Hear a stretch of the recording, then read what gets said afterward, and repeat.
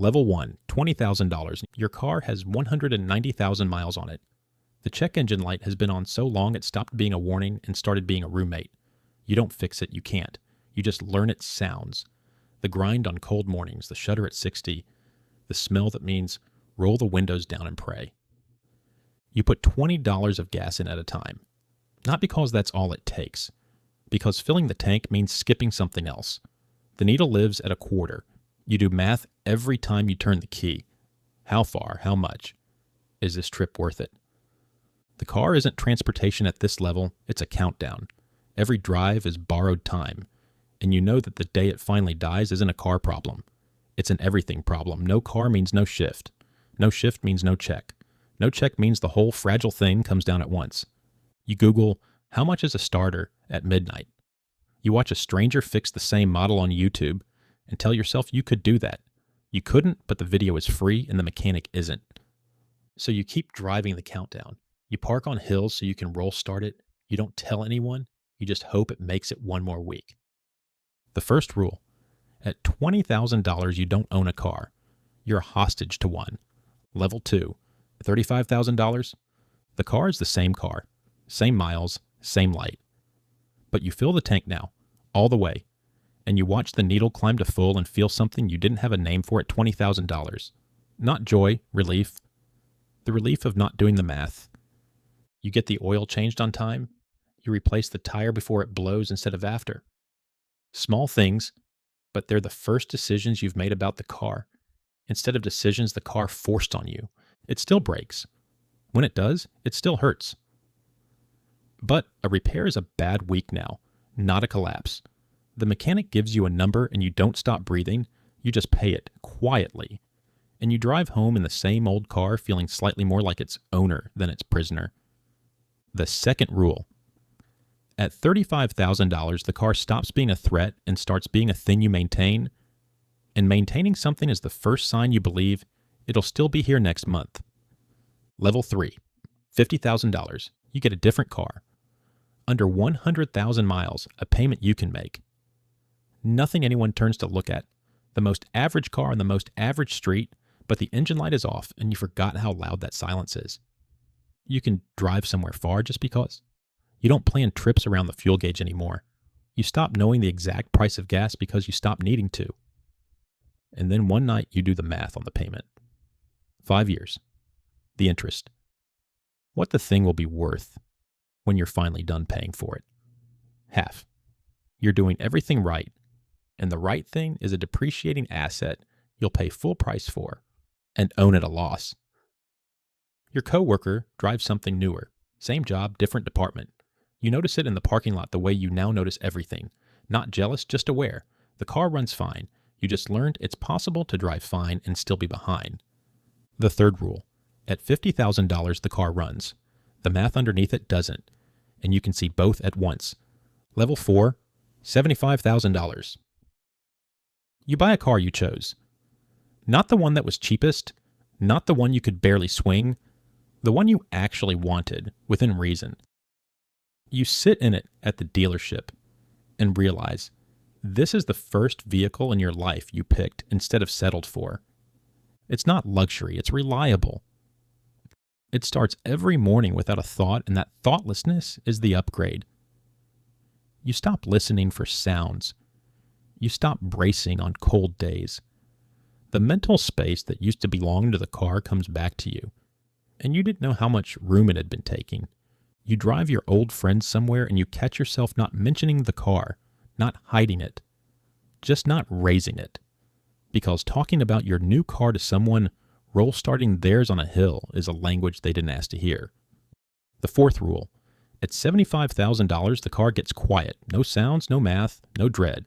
And in that quiet, you notice how much of your life the noise used to own. Level 5.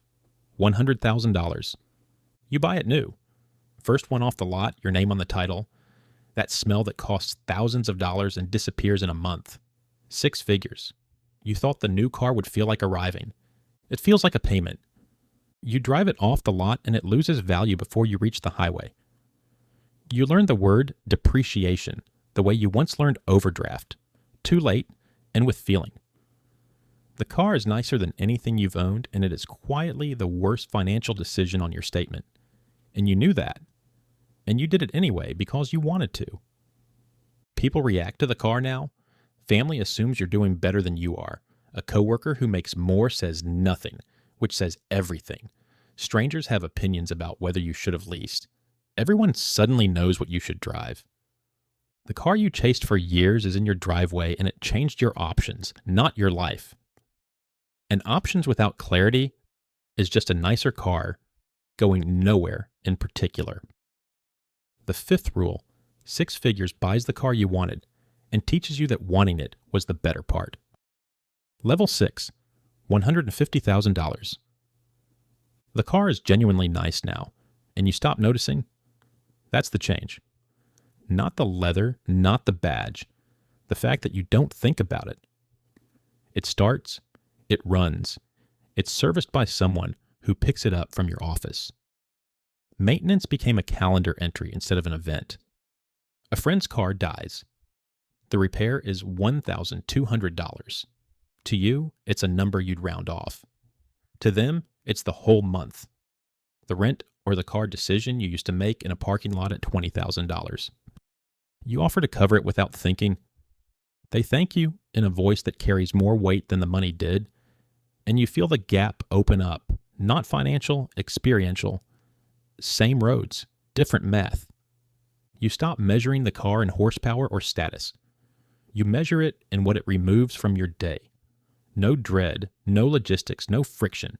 You're not buying a car anymore. You're buying the absence of a problem. The sixth rule.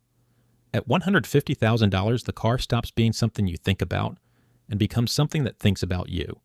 Level 7, $250,000. Different car, different conversation, different language. You don't talk about the price. You talk about the lease structure, the write-off, whether it's titled to you or the business. Your accountant has an opinion about your car. Your accountant costs more than your first car did.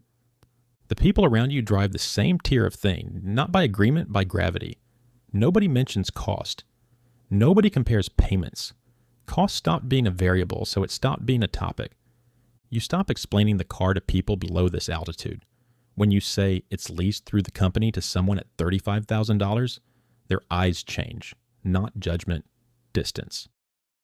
The exact distance you once felt looking up from a parking lot. Now someone's looking up at you with it. You understand both ends of that look, which makes it heavier, not lighter. The seventh rule. The nicer the car, the smaller the conversation about it. And the smaller the conversation, the quieter the road. Level 8, $500,000. The car becomes invisible. You don't check the price. You don't price the service. You don't know what you paid for gas because you don't pay attention to gas. The decision about a car isn't money anymore. It's time. What gets you there faster? What you don't have to think about. Sometimes you don't drive at all because someone else does, and the thing you bought wasn't a car. It was the hour you got back. The problems have new names. Depreciation schedules, fleet insurance, whether the second car is even worth registering, words that didn't exist for you in the parking lot, the money put them in your mouth, and the person you were at $20,000, the one rolling a dead car down a hill, the one putting in $20 at a time, wouldn't recognize you in this seat. You're not sure you could explain it to them without sounding like someone they'd have resented. The eighth rule. At $500,000, the car doesn't buy status. It buys distance, from the breakdown from the math, from the version of you who knew exactly what a quarter tank felt like. Level 9, $1 million. You don't talk about the car. Nobody at this level does. It's an entry on a depreciation schedule. A line an attorney bills you to discuss in 6-minute increments. The thing in the driveway is just a tool now, and tools aren't identity. You walk into rooms where decisions get made, and how you arrived isn't the point. Your judgment is, your capital is. The car got you there and then disappeared, the way a thing does once you stop needing it to mean anything. You remember the 190,000 miles, the check engine light you named like a pet, the $20 of gas, the hill. You remember it the way you remember a country you lived in as a child, yours, vivid and no longer reachable. The ninth rule. At $1 million, the car stops saying anything about who you are. It just moves you. And you finally understand it was never the car that was the countdown. It was you trying to get somewhere before the engine gave out.